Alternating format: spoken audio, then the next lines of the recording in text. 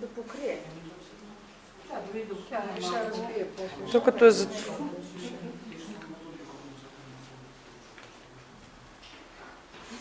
Леко, просто колкото да може максимално да поема концентрата.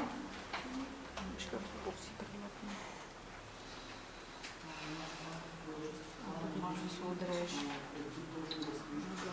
Сега, когато не е побъркано кола, не може да прецените максималното количество. Леко, ако е в повече отцеждане.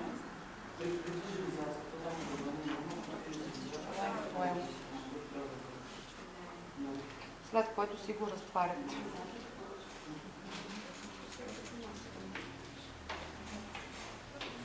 И атрактивна и качествена маска. Те са си изсушен колаген, отвън светини съставки, абсолютно изрязано, но ето това представлява. Клиентките го харесват, защото е много атрактивно. Вече като основа, този продукт, който правихме масажа, ние не го отнемаме.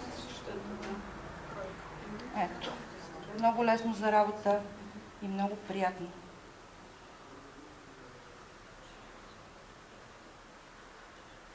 Нашата клиентка с малко по-малко личице, но това няма значение.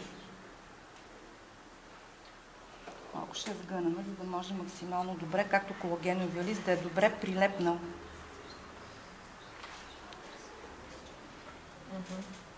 И в двата варианта активаторът действа, отпуска пак с освобождава на активните съставки. Тези маски е хубаво поне по 15-20 минути да ги оставите, за да може максимално добре да действат.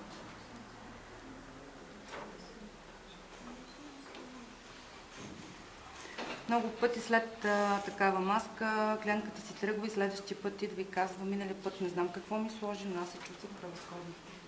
Ако не помните, ако пишете, вече водите някакъв досие на хората си, отваряте и поглеждате и виждаме, че това е хидродинамична маска.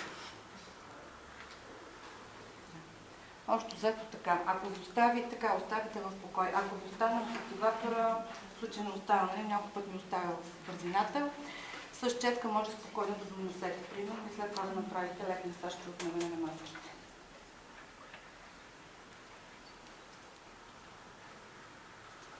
Хубаво е дори, ако е по-голямо лицето, челото да го хванете, обаче повече листа. При всички маски, както при Рогана, да може да се хване.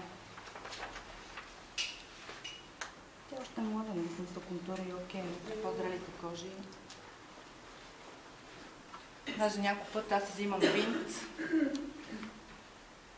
повдигам и оставям така, за по-добър ефект. Особено ако правите ликви техники. Това е вариант. Пак вариант. След това, като отнемете, слагате артическия флуид и кожата пак предупреждавате да бъде в покой поне 2 часа, да не се отнеме продуктите, които сте сложили.